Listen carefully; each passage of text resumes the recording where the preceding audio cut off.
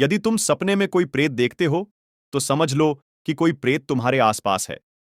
कभी कभी वो प्रेत अपनी उपस्थिति का जबरदस्त एहसास कराने के लिए तुम्हें सपने में ही चोट पहुंचाते हैं, और वो चोट तुम्हें वास्तविक रूप से कई दिन तक परेशान भी कर सकती है। वीडियो चैनल का उद्घोषक लगातार बोल रहा था। क्या बकवास सुन रहे हो तुम? ये वीडियो चैनल दिन रात यही सब बकवास करते रहते हैं। कुछ अच्छी बातें भी देख लिया करो। सही कह रही हो अदिति। ये सब बकवास सुनने से दिमाग में कई किस्म के भ्रम पल जाते हैं। सिड ने वीडियो चैनल को बंद करते हुए कहा। सुनो, 4 दिन के लिए मम्मी के घर जाना है। तुम खाने का कैसे करोगे? कुछ घर से ही भिजवा दिया करूं, या तुम खाना खाने घर ही आ जाया करोगे? अदिति ने सिड से पूछा। अरे यार, मेरे खाने की चिंता तुम मत करो, कुछ ना कुछ हो जाएगा। कभी तुम्हारे घर, कभी स्विग्गी जिंदाबाद, सिड ने जवाब दिया। ठीक है, मैं तुम्हारा खाना तैयार रखा करूंगी। आकर खा लेना या पैक कराकर ले आया करना। अदिति बोली। 4 दिन की ही तो बात है, तुम चिंता मत करो, सब मैनेज हो जाएगा, सिड बोला।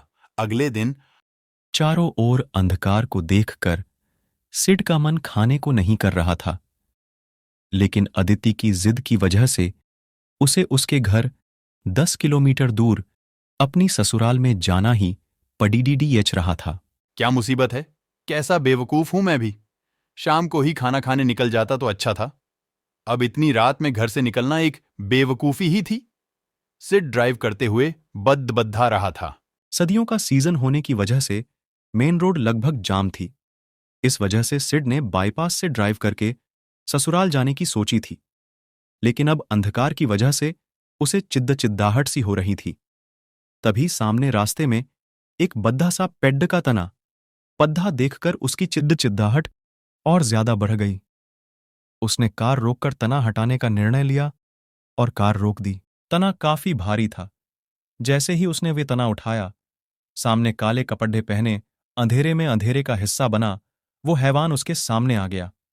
उसका डीलडोल देखकर सिड थोड़ा घबरा गया और पीछे हटा। वो इंसान या हैवान जो भी था, उसने आगे बढ़कर सिड को पकड़ना चाहा। सिड को कुछ नहीं सूझा। कार तक पहुंचना संभव नहीं था, इसलिए वो विपरीत दिशा में दौड़ पद्धा। वो इंसान या हैवान जो भी था, अब सिड के पीछे दौड़ रहा था। रास्ता इतना खराब था कि सिड चाहकर भी तेज नहीं दौड़ पा रहा था।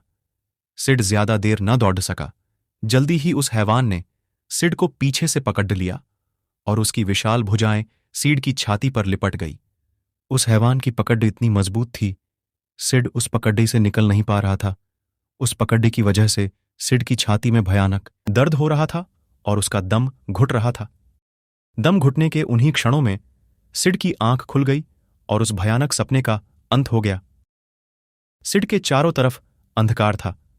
सर्दी के मौसम में भी वो पसीने से तरबतर था, और सबसे खतरनाक बात, जहां उस हैवान की बाहें सिड की छाती पर कसी हुई थीं, उस जगह अब भी असहनीय दर्द हो रहा था।